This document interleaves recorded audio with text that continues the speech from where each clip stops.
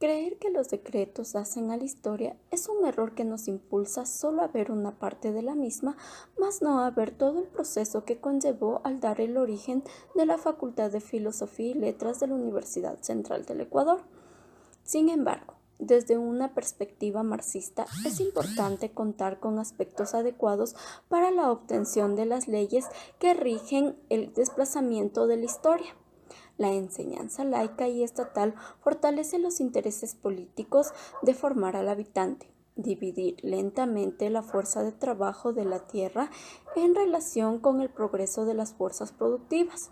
Se acelera en la costa ecuatoriana por medio de la agroexportación. Años después, la Revolución Juliana reclama las tradiciones rebeldes del liberalismo alfarista en relación con el carácter no religioso del Estado y el laicismo en la enseñanza, defendiéndola así como una conquista histórica, no sin contratiempos, a partir de las facultades de jurisprudencia y por numerosas tentativas a partir de la Facultad de Filosofía y Letras de la Universidad Central del Ecuador, para romper con la doctrina conservadora y patriarcal. Ahora les voy a hablar sobre la Revolución Liberal. La Revolución Liberal sucede el 5 de julio del año 1895 en Ecuador. Es un proceso de transformación político y económico.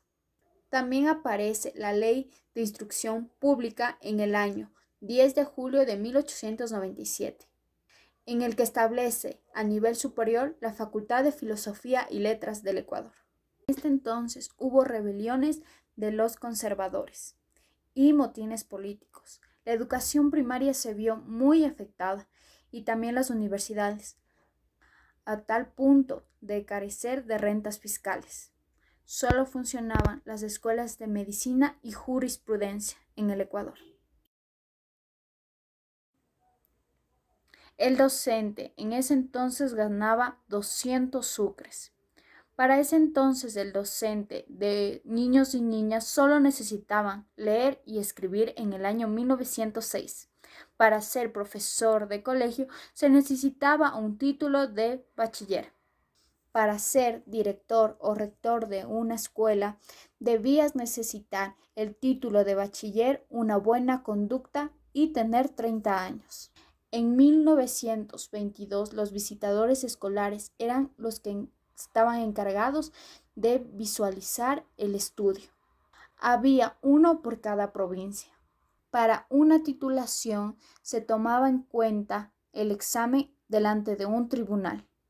En cambio, los maestros o maestras graduados en escuelas normales tenían cargos en escuelas primarias. En el año 1918.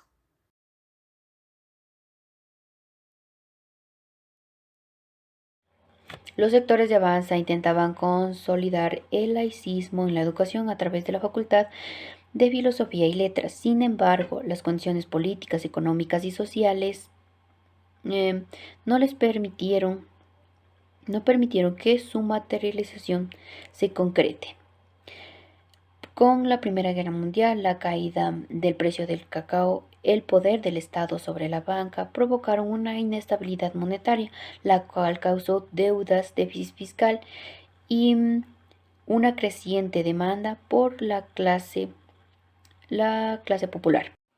En 1917 y 1925, el sucre se devaluó en un 50%, lo que provocó que los productos de primera necesidad subieran su precio y las personas que vivían en sectores vulnerables no pudieran acceder a ellos, ya que no tenían empleo o sus salarios estaban congelados. Richard Woodrick señaló el costo de vida, que en 1920 era del 94% y en 1924 había subido un 42%. También sucedió que cayó la peste en el cacao, lo que puso en una mala situación a Guayaquil, ya que surgió las migraciones y una inestabilidad social, lo que provocó que la burguesía tuviera que cubrir los gastos sociales y políticos, que esto se dio el 15 de noviembre de 1922. Con esto, los gobiernos placistas recurrieron a un préstamo a la banca para solucionar todos estos problemas. En 1924, el Estado ecuatoriano adeudaba cerca de 22 millones de sucres al Banco Nacional y Agrícola, misma institución que era encargada de mover a su antojo a las autoridades. También a las autoridades políticas se les dio bienes para que pudieran recuperar en sucres lo que se había perdido en dólares con la venta del cacao. Como esto no se dio, se creó la Revolución Juliana, liderada por los sectores medios que permitieron que se eliminaran las instituciones financieras y con esto se diera paso para controlar el impuesto a la renta al Banco Nacional, lo que esto nos ayudó también a crear para regular las finanzas la Contraloría General del Estado y con esto se aplicaron las jubilaciones, los horarios de trabajo y una clasificación justa de ellos. En lo social se dio el sufragio femenino, el habeas corpus, que todo consta en la Constitución de 1929. A causa de la coyuntura histórica surge la posibilidad de la formación profesional de docentes en la Facultad de Filosofía y Letras de la Universidad Central, pero se realizan dos decretos supremos complementarios. El primero fue emitido el 10 de abril de 1928, que se divide en dos secciones, la de Filosofía y Letras, que tiene por objetivo completar las instrucciones universitarias y perfeccionar la cultura general de los estudiantes. La segunda es la Pedagogía, cuyo título habilita para el ejercicio del magisterio en colegios de instrucción secundaria y en los institutos normales de la República. Los títulos de los profesores giraban en diferentes ramas, tales como profesores de Historia y Geografía, profesor de idiomas, profesor de dibujo. El segundo decreto emitido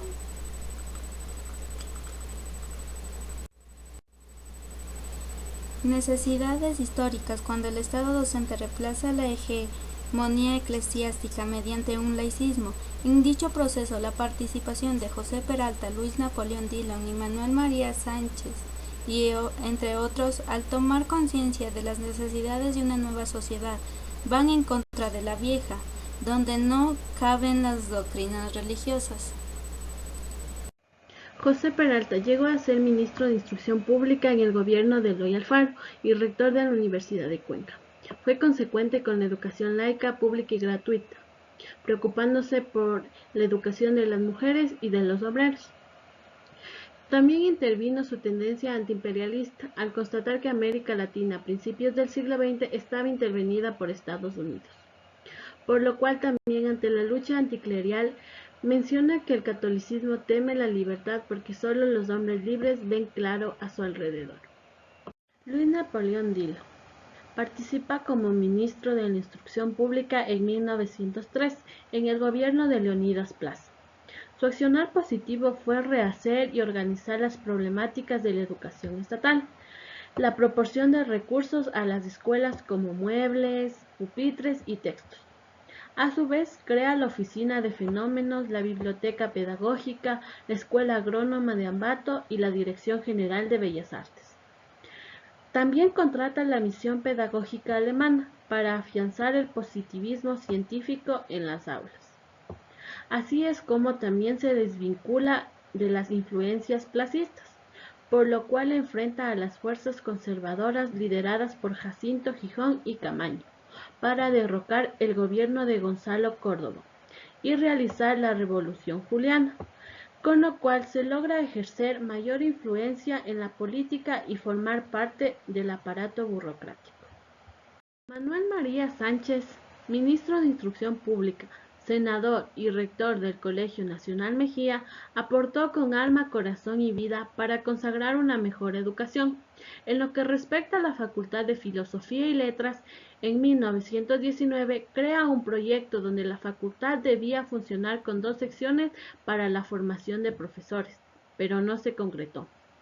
En calidad de senador por Pichincha, quiere que en 1924 se apruebe un decreto que permita al Instituto Nacional Mejía establecer una sección pedagógica para formar profesores de nivel medio. De igual manera, no se logró concretar. Tras la lucha en 1929, su esfuerzo político tiende a efectivizar, donde la educación profesional para el nivel secundario a través de la Facultad de Filosofía y Letras le permite ganar un espacio en la memoria académica. Además, su credibilidad pedagógica tiene jerarquía histórica, porque a más de lo anterior, logra en la presidencia de Ayora subir los sueldos del magisterio nacional, brindar apoyo a los maestros mediante instituciones que se crearon en su función como ministro.